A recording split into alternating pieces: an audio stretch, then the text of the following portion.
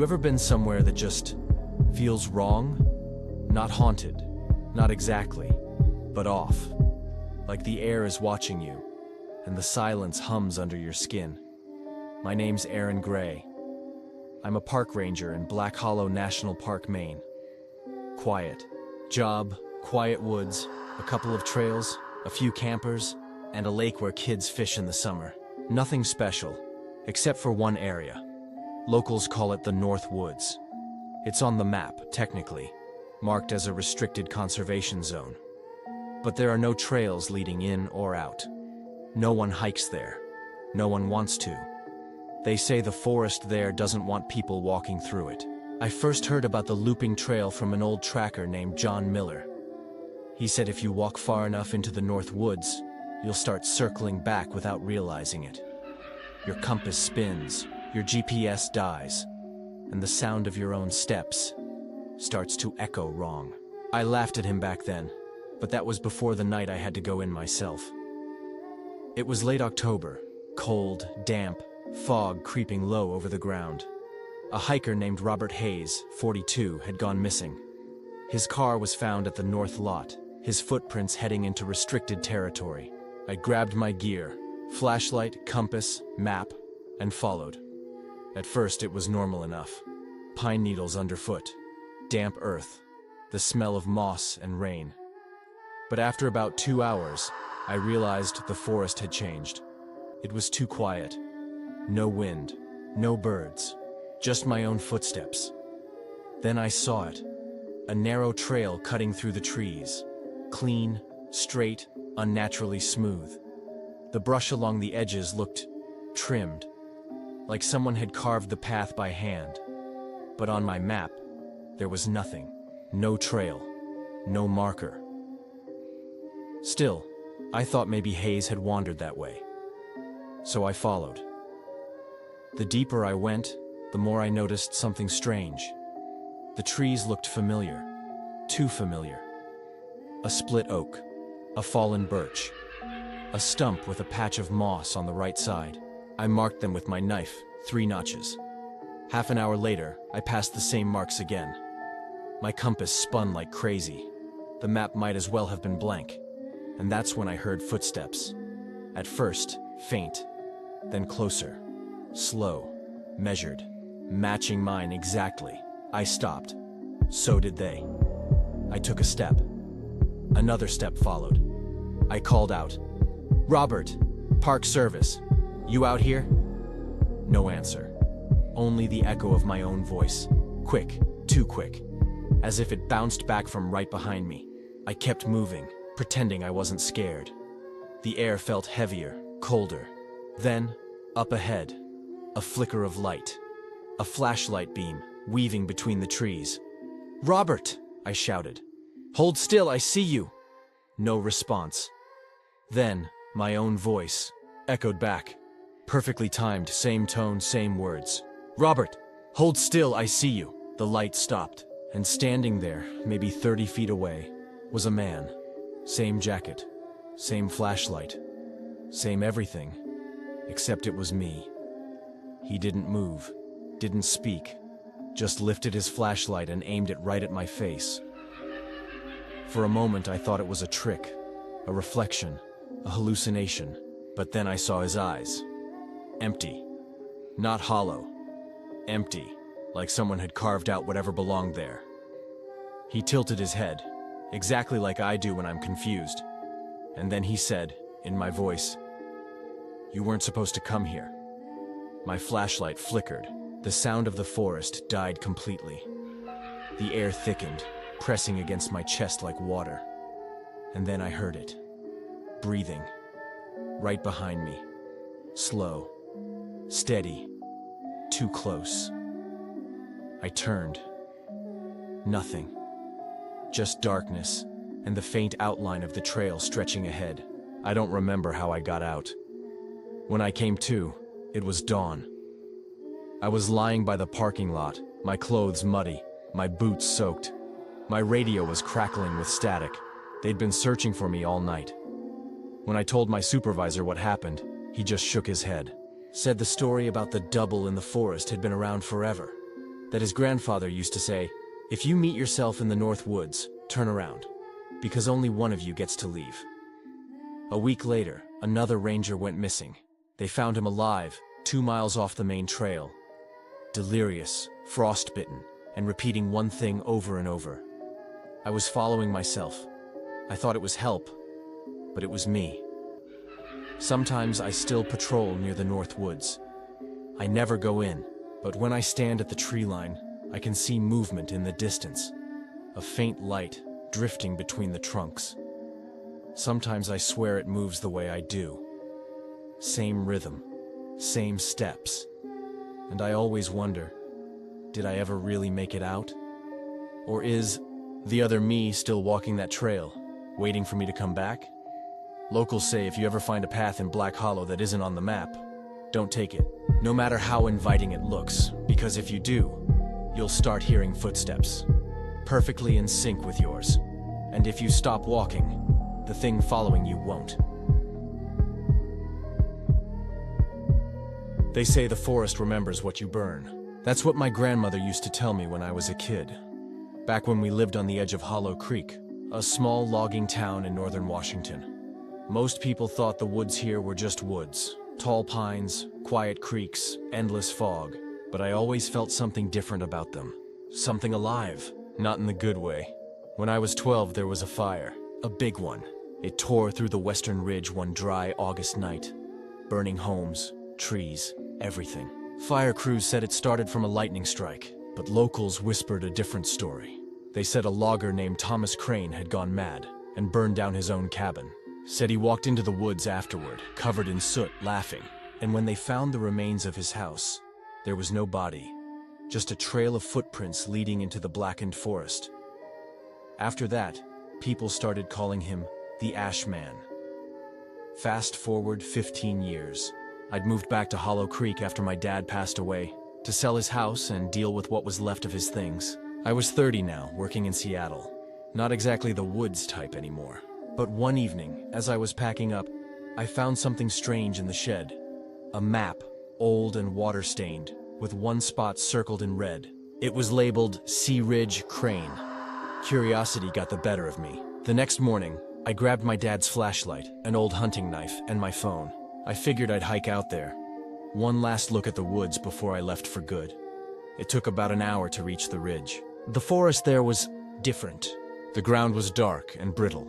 The air heavy with that dry, burnt smell that never really goes away. No birds, no wind, just stillness. Then I saw it. The foundation of an old cabin, half sunk into the dirt.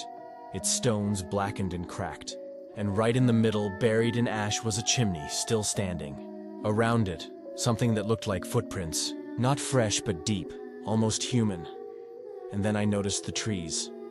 Every single one of them had been carved with the same shape. A circle with a line running through it, like an eye that had been struck out. I took a few photos. Then the smell hit me. Not smoke, burnt hair. Thick, sour, unmistakable.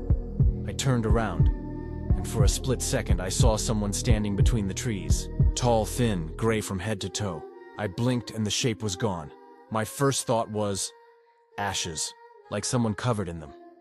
I tried to shake it off, told myself it was shadows or nerves. But as I started heading back down the trail, I noticed something even worse. My footprints were gone. The ground behind me was perfectly smooth, undisturbed, as if I'd never walked that way at all. And ahead, in the direction I was going, I saw a single set of footprints leading forward, deeper into the forest, not mine. The air got heavier, the light dimmed. Everything smelled like burnt wood and old smoke. Then I heard it. A sound like someone dragging a shovel across gravel. Slow, heavy, getting closer. "Hello?" I called out, forcing my voice not to shake. Something moved just beyond the tree line, and the ash on the ground began to shift, like it was being stirred by footsteps. Then I saw him. The Ash Man. He wasn't a ghost, not the way you'd think. He looked real but wrong. His skin was blackened and cracked, like wood after a fire. Smoke drifted from his shoulders. His eyes, if they were eyes, glowed faintly orange, like coals that refused to die. And when he opened his mouth, ash spilled out, slow, like sand through fingers. I stumbled back, tripping over roots, trying to keep my flashlight steady. He didn't move fast, just walked, slow and steady, each step leaving no print behind. Then he spoke. His voice sounded dry, like air forced through a dying fire. "You shouldn't have come here." I turned and ran. Branches tore at my clothes, the light from my flashlight bouncing wildly. I didn't look back, not once, but I could hear him. That dragging sound, that slow, patient walking. When I burst out of the trees, the sun had already dipped low. I collapsed on the dirt road by my car, gasping, shaking, covered in soot.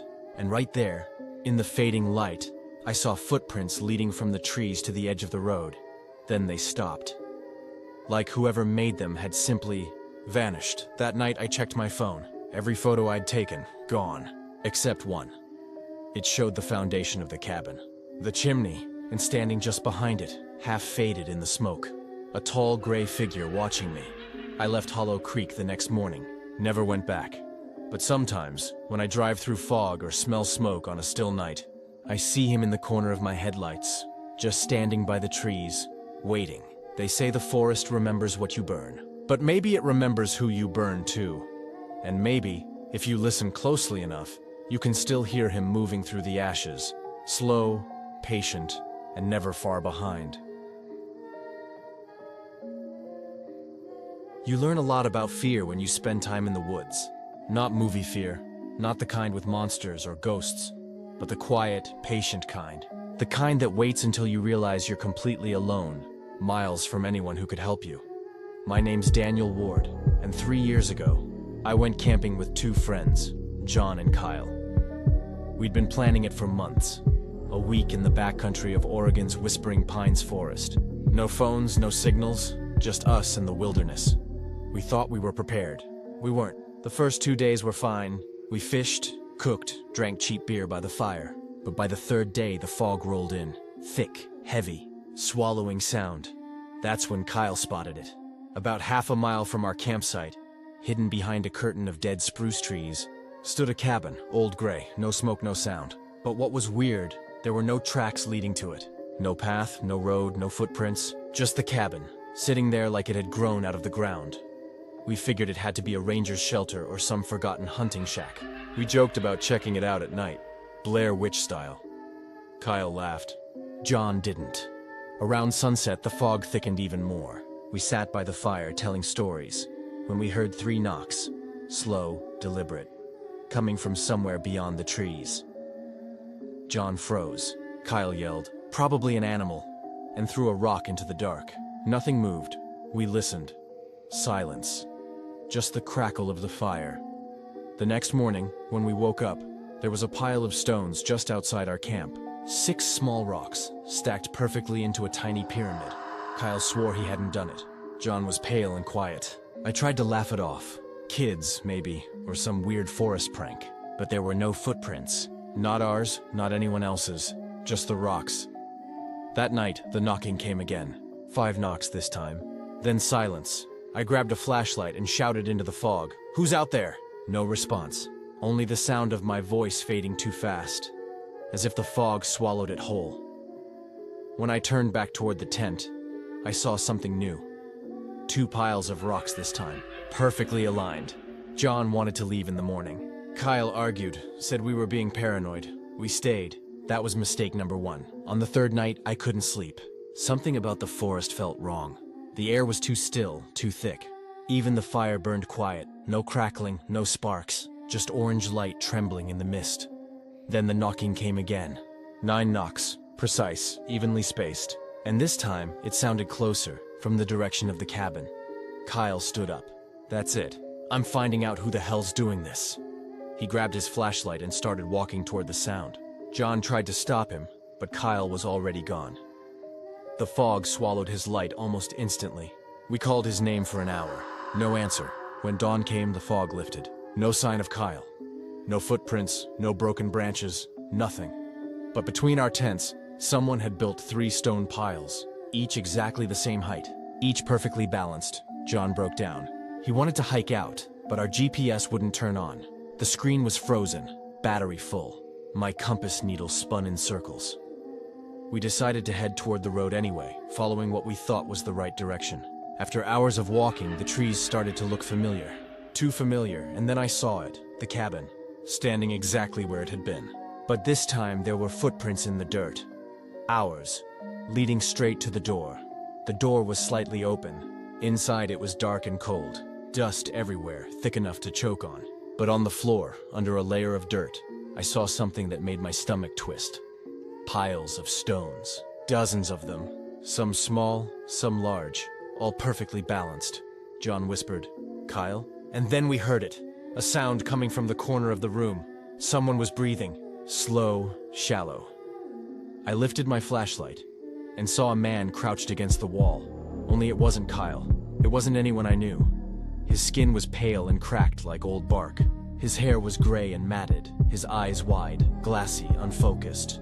He looked at us and smiled. And then, in a voice that didn't sound like his own, he said, "You stayed 3 nights. That's all it takes." The next thing I remember is running. Branches slapping my face, lungs burning, John screaming behind me. I don't know how long I ran. When I finally collapsed near the trailhead, I was alone. No John, no sound. Just wind. When rescue came 2 days later, they found me dehydrated and in shock. They never found John or Kyle. Search teams combed the area for weeks. Nothing. But one ranger told me something that still haunts me. He said they found a clearing near an old burned foundation. No cabin, just ashes. And in the ashes were 3 perfect stacks of stones. I don't camp anymore. Can't. Every time I hear tapping, even rain on a window, I freeze. Because the knocks weren't random. They were counting something. And sometimes when I close my eyes, I can still hear that voice from the cabin. Low, calm, patient. 3 nights. That's all it takes. I used to volunteer for the Forest Service when I was younger. Mostly cleanup work, hauling trash, marking trails, replacing signs. But sometimes, if you had the right supervisor, you'd get assigned to the old stations. The ones that had been shut down decades ago, but still technically existed on paper. That's how I ended up at Station 46. It wasn't on any of the newer maps. You had to drive almost 2 hours past the main ranger post, down a dirt road that barely qualified as a road. Then another 3 miles on foot. It sat deep in the trees, near the base of a ridge. A small cabin with a radio tower leaning like a broken finger. When I first saw it, it looked like the forest had swallowed it whole. The station hadn't been used since the early 1980s. According to the file, it was shut down after a series of equipment failures. But that's government language for something weird happened, and we don't talk about it. My job was simple: check structural integrity, log any salvageable materials, photograph the site. I went alone. The hike in was quiet, too quiet. No wind, no birds, no running water, just the crunch of my boots on old pine needles. When I reached the clearing, the building looked worse up close. Roof half collapsed, windows shattered, door hanging off one hinge. But the strange part was the smell. Old wood, mold, dust, and something faintly chemical, like burnt plastic. Inside it was pitch black. I used my flashlight, sweeping across the walls, peeling paint, collapsed shelves, stacks of faded papers on a desk. The calendar on the wall still read August 1982. And on the far side by the window was an old radio, the kind with a big analog dial and metal microphone. The cord was torn out, but the light on the display was still faintly glowing. That shouldn't have been possible. I thought maybe it was residual power from the tower's solar cells, but there hadn't been sunlight in days. I picked up the microphone half joking and said, "Ranger Post 46 to base, anyone copy?" Static. Then a sound. Soft, distant, like someone whispering through the static. A few seconds later, a voice came through, broken and low. "Leave it how you found it." I froze. It sounded old, distorted, but human. I tried responding, but the radio cut off. No light, no sound, dead. I told myself it was interference, just some signal bleed from a nearby tower. I finished the photos, logged my notes, and started to head out. But when I stepped back into the clearing, something had changed. The path I came from was gone. Not overgrown, gone. The underbrush was solid, untouched, like no one had ever walked there. I circled the station twice. No trail. The air felt thicker, heavier, like breathing through smoke. Then I heard the radio again, through the open window, faint, crackling. And this time the voice said my name, Evan. Just that. Nothing else. I didn't remember saying my name into the radio. I don't even know if I did. But whoever, whatever, was on that frequency knew it. I ran, straight into the woods. I didn't care which direction. I just needed to get out of there. Branches cut my face, tore my sleeves. The sound followed me. Static, faint, whispering just behind me. Every time I stopped, it stopped too. Every time I looked back, I saw a light flickering through the trees, like the radio was still on, somewhere deep inside that cabin. It took me 5 hours to reach the main road. By then it was dark, and my flashlight was dying. When I looked back toward the ridge, I swear I saw a faint orange glow. The tower light, blinking slowly. But that's impossible. It was dismantled decades ago. I filed my report the next morning. My supervisor read it, nodded once and said, "Station 46? We don't have that listed anymore." He crossed out the site code, stamped the file void, and told me not to mention it again. A few weeks later, I got a letter in the mail. No return address. Inside was a single photograph, the one I took of the radio. Only this time, the display wasn't blank. There were words burned into the screen. "Leave it how you found it." I've never been back to the forest since. But sometimes when I drive through that part of Idaho, my car radio picks up static, and if I listen closely, there's still a voice, whispering my name. I don't really talk about what happened in the Sawtooth Forest anymore. Most people wouldn't believe it. Hell, I barely believe it myself. But sometimes, when I'm driving alone at night and I catch a glimpse of the tree line in my headlights, it all comes back. It started in the summer of 2018. I was working seasonal maintenance with a small crew, clearing trails, fixing old bridges, marking campsites. It was good money, quiet work. We were based about 20 miles outside the town of Bristlebend, Idaho. Population maybe 400. Everyone knew everyone. And everyone knew about that part of the forest, the stretch locals called the Hollow Mile. We weren't supposed to go there. They said it wasn't safe. Unstable ground, hidden sinkholes, bad cell service. But the real reason was older. People went missing there. A hunter in the 70s, a hiker in the 90s, 2 high school kids in 2003. No bodies, no gear, nothing. Just gone. So naturally, when our supervisor told us to reflag a trail near that area, we joked about it, scared each other with stupid ghost stories. But when we actually got there, the jokes stopped. It felt off right away. The air was colder, heavier somehow. No birds, no insects. Just that low, distant hum you hear when your ears are trying too hard to find a sound that isn't there. We were 5 people. Me, my friend Josh, 2 guys named Henry and Cole, and our lead, Marty. We hiked about 2 miles in, following old orange ribbons tied to trees. After a while, we stopped finding them. It was like someone had come through and cut them all down. Around noon, we took a break near an old clearing. Marty wandered off to scout ahead. 10 minutes passed, then 20. We started calling out, no answer. We spread out to look for him. And that's when Josh found the cabin. It was half hidden by overgrowth, maybe 100 feet from the clearing. Old, small, built from rough pine. No windows, just a door hanging half open. I don't know why, but I got this sinking feeling in my stomach, like something wasn't supposed to be found. Josh called Marty's name, nothing. Then he stepped inside. The smell hit first. Rot, wet earth, something else. Metallic, sour. Inside it was almost empty. A table, a rusted lantern, a pile of old rags in the corner. And the walls, scratched all over. Not carved, scratched, like with fingernails or a knife. One word, over and over, stay. I remember saying, "We should go." Josh turned to me. He looked pale, like he'd seen something I hadn't. Then he pointed at the table. There was a map spread out. Fresh ink, our route, our names, even Marty's. But the line stopped halfway through the forest, right where we were standing. We ran back to the clearing. No Marty, no footprints leading away. The trail we came from, gone. I mean, completely gone. Like the woods had shifted behind us. Every direction looked the same. We tried the compass. It spun. GPS, dead. Josh started yelling, swearing. Then he froze, staring past me. "Do you see that?" he whispered. At the far end of the clearing between the trees, something was moving. At first I thought it was Marty. Same height, same build. But the way it walked, it wasn't right. It was jerky. Like every step happened half a second too late. Like a puppet being pulled by invisible strings. It stopped at the edge of the clearing. The face was wrong. Too smooth, too pale, like stretched wax. and when it opened its mouth, the sound that came out wasn't a voice. It was ours, both of us, screaming. I don't remember running. I just remember trees flashing past, Josh's voice somewhere behind me, and that sound, that horrible, broken echo following us. When I finally stumbled out onto the dirt road, it was night, completely dark. I collapsed. The search team found me the next morning. They said I'd been gone almost 30 hours.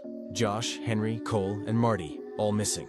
The only thing they found was Josh's compass, still spinning, and a single scrap of paper from that map, half buried in the mud. My name was the last one left visible. Everything else was blacked out. I quit the job after that, moved 3 states away. But sometimes when I dream, I'm back in that clearing, and there's a voice behind me, mine, but not, saying you never left. I was never afraid of the woods. Even as a kid, I used to walk deep into the trees near our family cabin in Maine, just to see how far I could go before getting lost. The forest always felt alive, but not dangerous. Not until that weekend. It was late September of 2020. My girlfriend Claire and I decided to spend a few nights camping out by Coldwater Lake. It's about 2 hours north of Bangor. Quiet, remote, perfect for stargazing. We packed light, a tent, a lantern, a small stove, a couple of beers. Just the 2 of us. No phones, no work, no noise. It was supposed to be a break from everything. The first night was perfect. The air was cold and clear, the lake calm as glass. We built a fire, roasted marshmallows, talked about moving out of the city someday. At some point, Claire started laughing about how quiet it was. "You ever notice how you can actually hear the stars here?" she said. I didn't know what she meant, but the way the firelight danced in her eyes, it felt like one of those perfect moments you never forget. The second night, things changed. We'd hiked most of the day, following an old trail that looped around the lake. When we got back, I noticed something strange by the tree line. A figure, far off, just standing there, too still to be an animal. At first I thought it was a tree stump, but then it moved. It stepped back into the shadows. I told Claire it was probably just a hiker.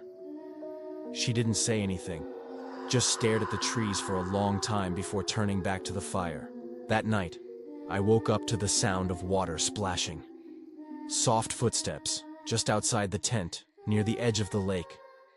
At first I thought Claire had gone out, but she was still asleep beside me. I listened. The steps were slow, almost rhythmic, like someone pacing in the shallows. Then the sound stopped. A few seconds later, something brushed against the side of the tent. Just one slow drag from top to bottom. I held my breath. After that, nothing. In the morning, there were wet footprints leading from the water to the tent and back. Human footprints, barefoot. Claire wanted to leave, but I convinced her to stay one more night. I told her it was probably kids messing around, but I didn't believe that. Not really. That evening the air felt heavier. The forest was dead quiet again. No birds, no bugs. Even the lake looked darker. We built a small fire, trying to pretend everything was normal, but Claire wouldn't stop glancing toward the woods. After dinner, she said she was going to the tent early. I stayed by the fire, staring into the darkness. That's when I saw it again. Someone was standing across the lake. I couldn't see details, just the outline. But the way it stood, it wasn't moving, wasn't watching, it was waiting, and it was facing directly toward me. I called out, my voice shaking, "Hey, who's there?" No answer. The shape didn't move. The reflection on the water rippled, but the figure stayed completely still. Then Claire's voice came from the tent behind me. "Stop yelling. Come to bed." I turned to her, but the tent was empty. Her sleeping bag was unzipped, cold. The sound came again. Water, footsteps. Closer. I grabbed the flashlight and ran toward the lake, shouting her name. The beam hit the surface, and there she was, standing knee-deep in the water, her back to me. I called to her again, but she didn't move. When I stepped closer, she finally turned around. Her face was pale, her eyes wide open, but she didn't look at me. She looked past me and whispered, "It's still behind you." I spun around, but there was nothing. No one, just trees and fog, and the sound of the water rippling behind me. The next thing I remember is the morning light. I was lying on the shore, soaked, shivering. Claire was gone. No footprints, no trace. Just her necklace, lying in the sand. The police searched for 3 days. They said she probably drowned. But they never found her body. And the strangest part, when they checked my phone, they found a picture I didn't take. It was a photo of the lake, taken sometime around midnight. You can barely make out the water and trees. But in the reflection, standing behind the tent, there's a shape, tall, still, watching. Sometimes, when I drive past the forest at night, I swear I see a figure near the trees, not moving, just waiting, like it remembers me. I used to work for a small surveying company up in Montana. We'd go out into the deep woods, mark property lines, measure elevation, that sort of thing. Most of the time it was boring. Just trees, mud, bugs, and miles of silence. But one trip, the last one I ever took, still haunts me. It was early spring of 2019. The snow had just melted, and the forest floor was soaked and soft. I was partnered with a guy named Ray, ex-military, quiet, tough, didn't talk much. Our task was to mark the borders of an old property that hadn't been touched in over 50 years. According to the records, the land had once belonged to a man named Elias Kerr. A hermit, apparently. Lived alone until he disappeared. No official cause, no remains, just gone. We drove for hours down an unpaved road, then had to hike another 6 miles into the woods. No cell service, no radio signal, just endless forest. By the time we reached the coordinates, the sun was already low. We set up a small camp, got a fire going, ate jerky and beans. Everything felt fine, until I noticed something odd. There were tree carvings everywhere, hundreds of them. At first, I thought they were just initials, but the closer I looked, the stranger they got. Symbols, circles, triangles, strange stick figures, spirals. Some cut so deep the bark had scarred around them. Ray joked that it looked like hillbilly art, but the carvings were old, weathered, like they'd been there for decades. That night, I woke up to the sound of something moving outside the tent. It wasn't the normal forest sounds. This was deliberate, slow, heavy, and circling. Then I heard breathing. Not animal breathing, human, low and rough. Ray sat up too. We both froze. Then, without a word, he grabbed his flashlight and unzipped the tent. He stepped out, shined the beam across the trees. Nothing, just mist. But then the light caught something in a shape, half hidden behind a tree, pale and motionless. And then it was gone. We didn't sleep again that night. At dawn, we found fresh footprints around our tent. Barefoot, but not normal. The toes were long, narrow, spaced strangely apart. The prints were deep, as if whoever left them had been standing there for hours. We decided to finish our work and leave as soon as possible. The forest didn't feel right. It felt aware. By noon, we'd mapped 3 boundary points. Then we reached the 4th and found a small cabin. Old, half-collapsed, covered in moss. Wasn't on any of our maps. Ray said we should check it out. I didn't want to, but I followed. Inside, the air was thick and stale. There was a table, a rusted stove, a few shelves. Everything was coated in dust. But in the middle of the floor, there was a pile of animal bones, perfectly arranged in a spiral. And on the far wall, written in charcoal, were the words, "Stay where you belong." Ray muttered, "Hell with this," and turned to leave, but stopped. Someone had nailed something to the inside of the door, a piece of paper, yellowed with age. It was a page from an old survey report, the same kind we were using, and written across it, in the same dark charcoal, were our names. Ray Doyle, Aaron M. Fields, my name, my handwriting, perfectly identical, but I had never written it. Ray tore it down and stuffed it in his pack, said, "We're done here." We hiked fast, barely speaking. The woods felt wrong, darker, tighter, like the trees were leaning closer. Then sometime around dusk, Ray stopped. "There should be a creek here," he said, but there wasn't, just more trees. We checked the GPS, dead. Compass, spinning. The forest was completely silent again. No wind, no birds, just that deep, dead quiet. And then, from somewhere ahead, came a sound. Footsteps. Slow, dragging, getting closer. We backed away, flashlights shaking. Then we saw it. Someone stepping between the trees. Tall, thin, skin pale as ash, wearing what looked like torn, mud-covered clothes. Its face was gray and smooth, almost featureless, except for a mouth. A long, thin line that never stopped smiling. Ray raised his flare gun, aimed, and the thing tilted its head like it was curious. Then everything went black. I woke up at dawn, lying on the forest floor. Ray was gone. His pack, his gear, everything. The only thing left was that old survey page, pinned to a tree above me. This time, only my name was on it. The ink looked fresh. I don't remember how I found my way back. I just walked until I saw a ranger station. They said I was missing for 3 days. I told them Ray got lost, that we got separated. They searched for 2 weeks. Never found him, or the cabin. Sometimes when I close my eyes, I still see that cabin door, and I can still read those words in my mind. Stay where you belong. I think that's what I've been doing ever since. I've always loved the woods, the smell of pine, the sound of wind through the branches, the crackle of a fire. It all felt like peace to me. But after what happened in Longwood Forest in the fall of 2016, I stopped going camping altogether. There were 3 of us, me, my brother Eric, and his friend Paul. We decided to hike an old trail that ran through Longwood, up in northern Oregon.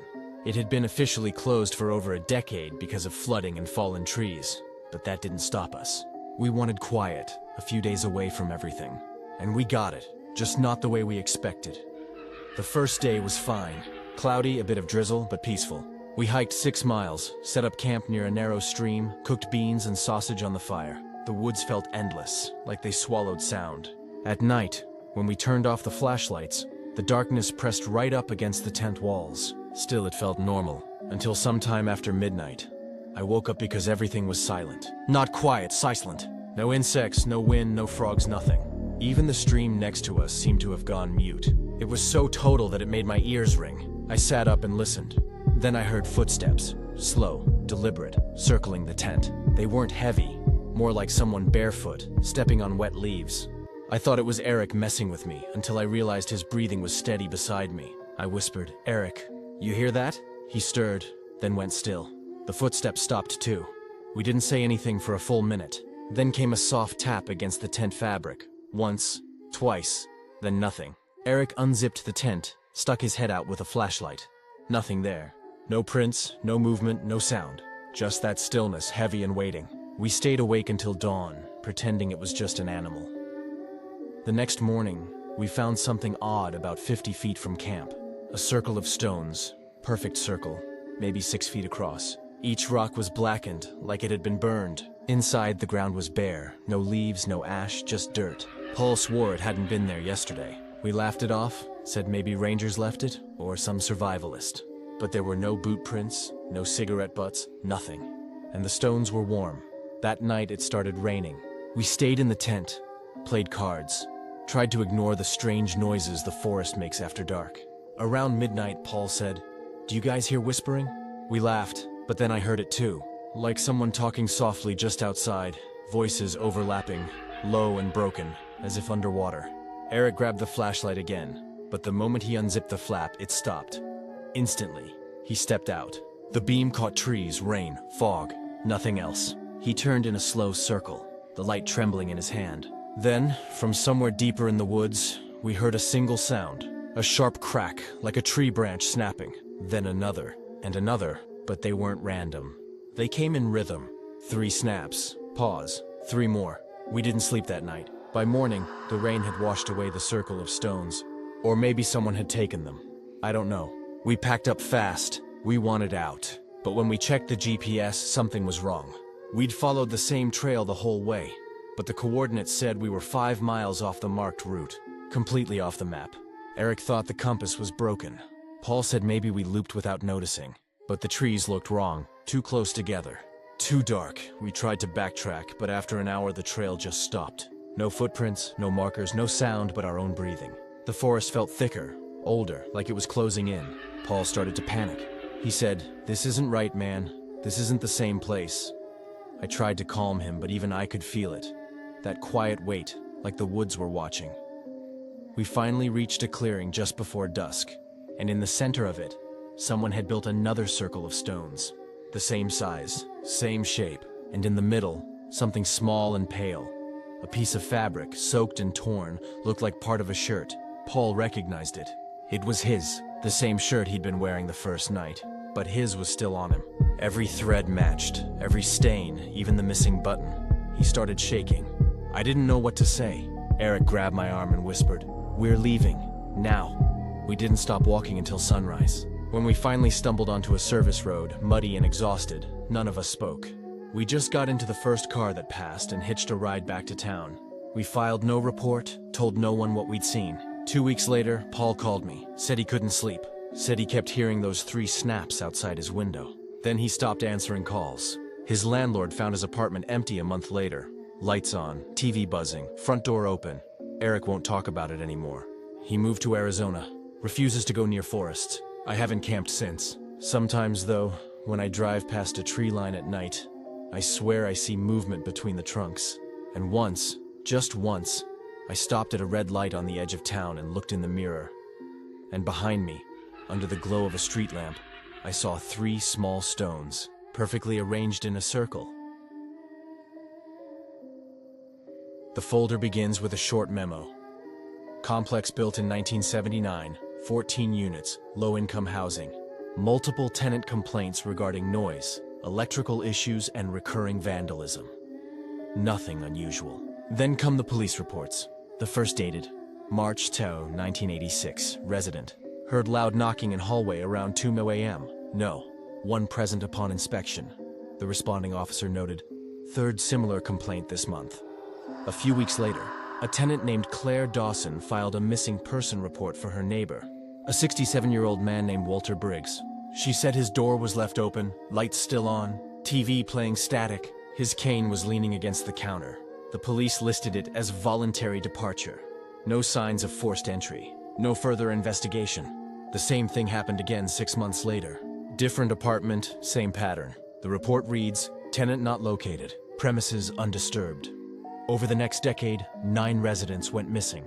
No remains ever found, no evidence of violence. Each disappearance occurred between 1 and 3 a.m., all from units facing the courtyard. In 1991, the building's owner filed for bankruptcy. The property changed hands twice. Maintenance logs show frequent power outages, mainly in the East Wing.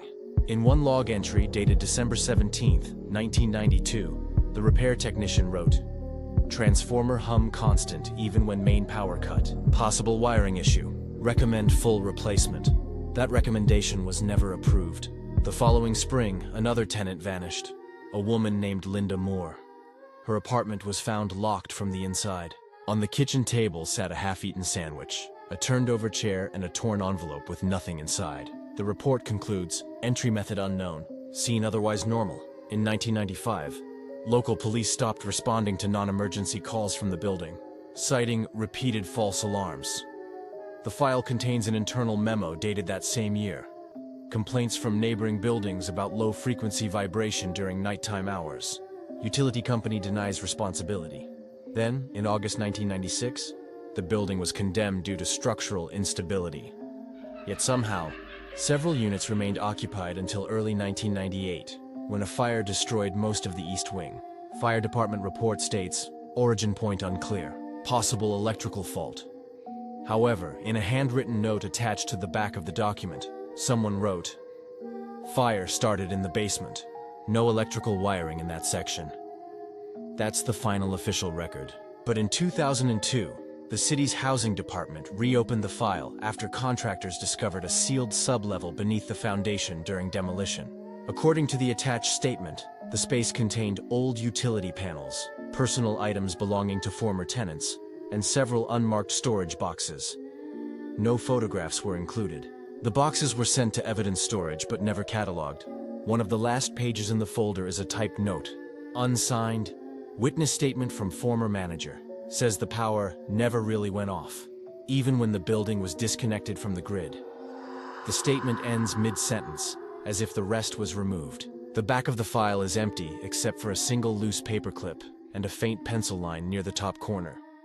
Units 1-7 faced the courtyard. None of their tenants were ever found. I moved to Cold Pine in the winter of 2017, population 1,238. That number was painted right on the sign at the edge of town, and somehow it never changed. No matter how many years passed, it always stayed the same. Cold winters, quiet streets, and mountains so close they felt like walls. I'd taken a job as the night caretaker at the old sawmill, the one that had shut down years ago but still stored equipment for the forestry department. It wasn't much of a job, mostly just making rounds, keeping trespassers out, watching over silence. The pay was steady, and the solitude was exactly what I needed. The mill sat 3 miles north of town, right by the tree line. At night, it was pitch black. No streetlights, no nearby houses, just the sound of wind pushing through the pines, like a low whisper that never stopped. The first few nights were uneventful. I'd walk through the main building, check the storage sheds, sign my logs, then sit in the office until dawn. It was peaceful, the kind of quiet that makes your thoughts echo. But after about a week, I noticed something strange. Every morning when I'd go to lock up, the front gate would already be unlatched.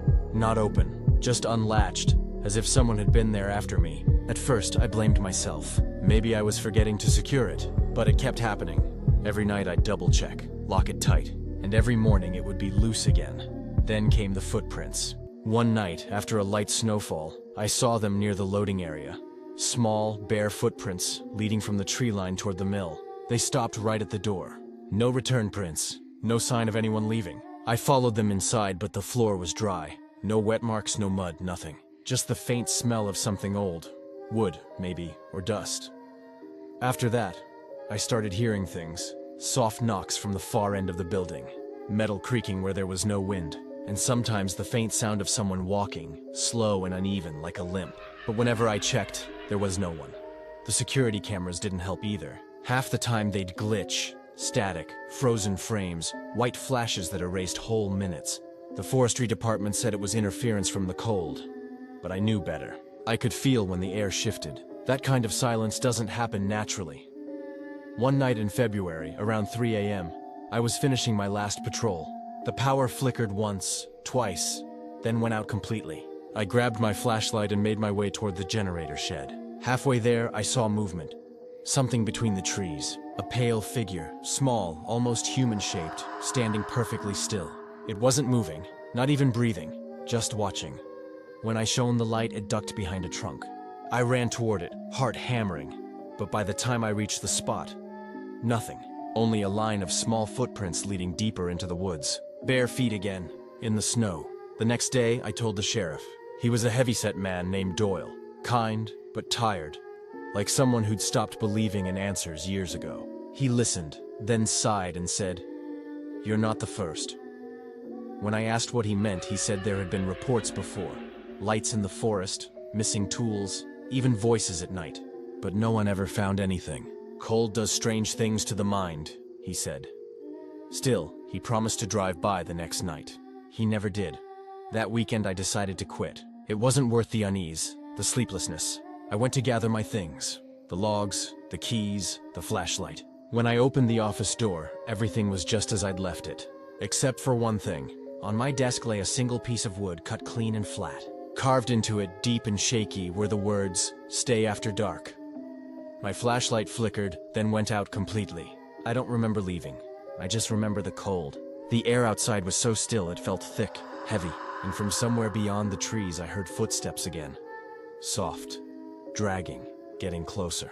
I ran to my truck and didn't stop until I reached town. When I got home, I went to wash the dirt off my hands. That's when I noticed the splinters. Tiny bits of wood embedded deep under my skin, like I'd been holding something rough, something carved. I never went back to Cold Pine after that. A few months later, I read online that the sawmill had burned down.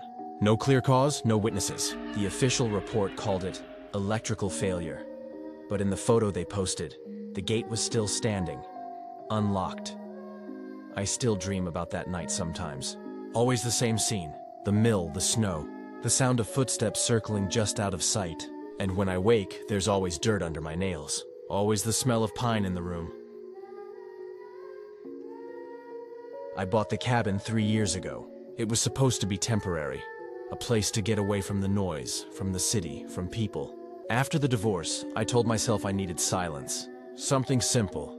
No screens, no phones, no traffic. Just trees, air, and the sound of my own thoughts. I thought that would help me feel human again. The cabin was about 15 miles off the nearest road, down a dirt trail that barely existed anymore. It had no neighbors, no power lines, just a small generator and a water pump that groaned every time I used it. But it was cheap, and I convinced myself that solitude was a kind of therapy. For the first few weeks, it even worked. I woke up early, made coffee, chopped wood, fixed small things around the place. It felt good, pure, almost ancient. Then one night in early November, I heard it. It was around 2 a.m., cold enough that my breath fogged the inside of the window. Something knocked on the outer wall, 3 dull, heavy thuds. Not like an animal, too steady, too deliberate. I grabbed a flashlight, went outside, and found nothing. No tracks, no movement, just frost on the porch railing and the black shapes of trees. The forest was utterly still. The next morning I found something strange by the edge of the clearing. A small pile of stones, neatly stacked like a tiny pyramid. I brushed it off, thinking maybe kids had camped there before. But the nearest town was nearly 20 miles away. That night the knocking came again. Same sound, same rhythm. 3 knocks, long pause, then silence. I went out again. Nothing. But the next morning, another stack of stones, this time closer to the cabin. After the 3rd night, I decided to stay awake and wait. I sat by the window with the lights off, the rifle on the table beside me. Hours passed. Wind, owls, the faint hum of the generator. Then, sometime around 3 a.m., I saw movement between the trees. A shape. Too tall to be human, too still to be an animal. It just stood there, halfway between the forest and the clearing. I aimed the flashlight, and it vanished. Not ran, not ducked, just gone. I told myself I was imagining it. Isolation does things to people. But by the end of that week, the stones formed a line, right up to my porch steps, like a trail. That's when I packed my things and drove into town. The sheriff was polite, but I could tell he didn't take me seriously. He said there were bears, cougars, even weird hikers sometimes. Told me to keep my distance from local legends. When I asked what he meant, he said, just old stories. People disappearing, hearing their names in the woods. Then he smiled like it was a joke. It didn't feel like one. I stayed at a motel for 2 nights, thinking I'd go back only to grab the rest of my stuff. But when I finally did, the cabin felt wrong. Colder inside than outside. The air smelled like wet soil and old wood. And on the wall by my bed, carved deep into the wood, were 3 small marks. Vertical. Fresh. I told myself it was vandalism, but I couldn't explain how anyone would have known I left. No one had the key. No one even knew I lived there. I left that day, locked the door, drove until I hit the main road, didn't look back. But a month later, I got a call from the realtor who'd sold me the place. He said the cabin had burned down in the middle of the night. Forest rangers found nothing but ashes. No sign of gas, no lightning, no footprints, just gone.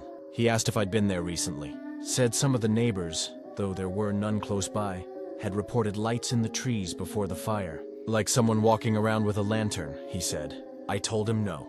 I hadn't been anywhere near it. He sounded relieved. I should have ended it there. But about a year later, I went back.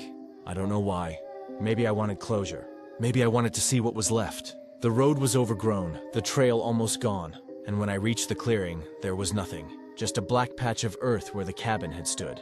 No debris, no sign of fire. It looked like it had never been there at all. But then I saw it. By the edge of the clearing. A small pile of stones, fresh. And next to it, 3 marks scratched into the bark of a tree. Perfectly vertical. Perfectly clean. That night, back in town, I stayed at a motel again. I woke up around 2:30 to a sound from outside the window. 3 knocks, slow, heavy. And when I looked out, I saw nothing, just darkness. But when I checked in the morning, on the ground beneath the window was a tiny stack of stones. I left town that day. New state, new job, new everything. But sometimes when it gets too quiet at night, I swear I can hear it again. 3 knocks, faint but steady, somewhere behind the walls.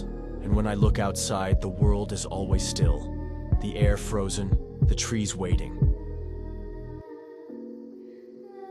We started the hike at dawn. 4 of us. Me, Lucas, Aaron, and Sam. The plan was simple. A 2-day trek through the northern Cascades, camp by the lake, head back the next morning.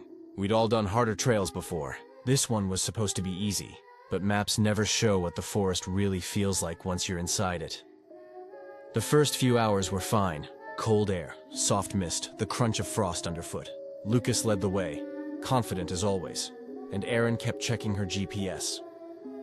By noon, we reached a ridge that overlooked the valley. The view was stunning, miles of untouched green fading into blue haze.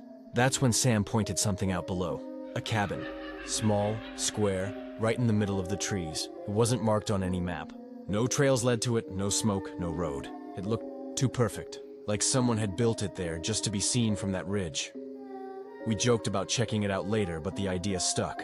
By late afternoon, after we'd set up camp by the lake, Lucas said we should at least take a look. He hated unsolved details. So we followed a faint animal trail that led downhill. It took us almost an hour, but eventually we found it. The cabin was older than it looked. Gray wood, cracked porch, door slightly open. No lock, no sign of life. Inside was one room, a table, 2 chairs, a fireplace filled with cold ashes, and on the far wall, carved deep into the wood, were 5 tall marks, like someone keeping count of days. Next to them, smaller scratches formed words. We couldn't read them clearly. Looked like stay before dark. There was no dust, no cobwebs. It didn't feel abandoned. It felt paused. Lucas laughed it off, but Erin wanted to leave. She said the air inside felt wrong, too heavy, too still. We agreed to go back to camp. That's when we noticed something strange. The sun hadn't moved. We'd been down there almost 2 hours, but the light hadn't changed. Still that same golden glow, frozen just above the trees. We didn't talk on the way back. Every sound seemed amplified, the crunch of boots, our own breathing. When we finally reached the lake, the tents were gone. Just gone. Even the fire pit had vanished, the ashes scattered like no one had ever camped there. Lucas said we'd gone the wrong way, that we must have taken a different path. But Erin checked her GPS again. Same coordinates, same spot. Only there was no lake marked anymore. Just blank forest. We argued for a while, trying to find logic where there wasn't any. Then, out of nowhere, Sam pointed to the trees. A figure was standing there, far away, almost blending into the bark. We thought it was another hiker, but when Lucas shouted, the figure didn't move. It just tilted its head slightly. Then it stepped behind a tree, and didn't come out the other side. We ran. We didn't even try to find the trail. We just ran uphill until we reached the ridge again. When we looked down, the cabin was gone. The clearing where it stood was nothing but dense trees. No structure, no path, no sign it had ever been there. We found our car at sunset, parked exactly where we'd left it. No one spoke during the drive home. It felt like the silence from that forest had followed us. 2 days later, Erin sent a photo to the group chat. One of the pictures she'd taken of the cabin's wall. She said she noticed something after brightening it. Between the carved lines and scratches, faint letters formed a sentence. They went back. None of us replied. We deleted the chat a week later. But sometimes, when I look out my window at night, I swear I see that same golden light, frozen between the trees, waiting. It started with a noise in the woods, a deep, dull thud that echoed through the valley every night at exactly 2:13 a.m. No one knew where it came from. Some said it was logging equipment left behind decades ago, shifting as the ground froze and thawed. Others thought it was a bear or a landslide or even the sound of trees cracking in the cold. But it was too rhythmic, too intentional, like something working. The town of Ashford Creek was small, maybe 600 people, surrounded by miles of untouched forest. I moved there in 2015, after my divorce. I'd rented a small cabin just outside the tree line, where the pines were taller than church spires, and the air always smelled like rain. At first, the noise didn't bother me. It was distant, soft, something you could mistake for thunder if you were half asleep. But by winter, it grew louder, closer, like it was moving. One night, I asked the neighbor, an old logger named Frank, if he'd ever heard it. He stopped chopping wood, stared at me, and said, "Yeah, don't go looking for it." When I asked why, he just muttered, "Because you might find it." A week later, curiosity got the better of me. I couldn't stand lying in bed listening to that sound, the thud. Pause, thud, pause, repeating endlessly until dawn. So I packed a flashlight, my camera, and a thermos of coffee and drove down the service road toward the mountains. By the time I reached the trailhead, fog had already swallowed the trees. I left my car and started walking. At first, all I could hear was the crunch of frost under my boots. Then, the sound again, louder now. Thud, pause, thud. It seemed to come from deep inside the forest, maybe half a mile away. Every few steps, I'd stop and listen. It wasn't an echo. It was coming from a fixed point, steady, almost mechanical. But there was no machinery out there. No power lines, no camps, no roads beyond this one. As I went deeper, the trees grew stranger, twisted. Some looked burned from the inside out, their bark black and hollow. At one point, I found an old metal sign half buried in moss. Letters almost unreadable. U.S. Forestry Research Station, closed since 1984. The sound was right ahead now. When I turned off my flashlight, I could see a faint orange glow flickering between the trees. It pulsed with the same rhythm as the thudding. For a second, I thought it was fire. But when I stepped closer, I realized it was light reflecting off metal. A clearing opened in front of me, wide, circular. The ground uneven and scarred as if something heavy had been dragged through it. In the center stood an enormous metal structure, half buried, rusted, and covered in vines. It looked like a giant piston, the size of a water tower, moving slowly up and down. Each time it hit the ground, the earth trembled. Thud, pause, thud. It was ancient, silent except for the impact, and I couldn't tell if it was running on power or gravity or something else entirely. I raised my camera and took a picture. The flash went off, and instantly the sound stopped. The forest went silent, completely silent. Even the wind stopped. Then slowly the piston began to rise one last time, higher than before, and beneath it I saw something. Not machinery, not soil. Something pale, smooth, like a surface of stone. But it wasn't stone. It was skin. That's when I ran. I didn't look back, didn't stop until I saw the glow of my cabin's porch light. When I got inside, I locked every door and stayed awake till morning. The next day, I developed the film. Only one photo had come out, the one I'd taken in the clearing. At first glance, it showed nothing but trees and shadows. But when I adjusted the exposure, I noticed something faint in the background. Behind the piston, rows. Hundreds of pale, human-like shapes, half buried in the earth, standing upright. Eyes closed, facing the same direction. That night, the noise started again. But now it wasn't distant. It was beneath my house. I moved out a week later. When I came back 6 months after just to see it one last time, the cabin was gone. The foundation was cracked, the ground split open, and from somewhere below I thought I heard it again. That slow, heavy rhythm. Thud, pause, thud, like something working its way back up. I grew up in northern Oregon, near a stretch of forest people called Red Hollow.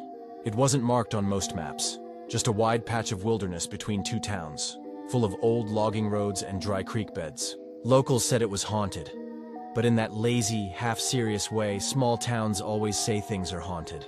It wasn't ghosts people were afraid of. It was the silence. In 2017, 3 high school kids went missing there. They'd gone camping for the weekend. 2 boys, 1 girl. Their names were Ryan, Caleb, and Anna. The last photo on Ryan's phone was a campfire surrounded by darkness, time-stamped 11:42 p.m. They were never seen again. Search teams combed the forest for 2 weeks. They found the campsite, the fire pit, the backpacks, even the half-empty cooler. Nothing was disturbed. No footprints, no signs of struggle, no blood. But about 50 yards from the tents, a circle of trees had been stripped of bark. 12 of them, clean down to the pale wood beneath. It looked almost surgical. The official report called it animal activity. But no animal does that. 5 years later, in 2022, I was working as a photographer for a regional magazine. They wanted a piece about old local legends, missing hikers, ghost towns, things like that. So I went to Red Hollow with my camera, just me. I didn't tell anyone where I was going. I figured I'd be back before nightfall. The forest was dense, suffocating. Every sound, branches cracking, leaves shifting, felt too close. Around noon, I reached what used to be an old logging site.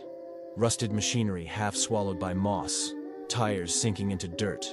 And just beyond that, 12 trees, perfectly stripped, forming a rough circle.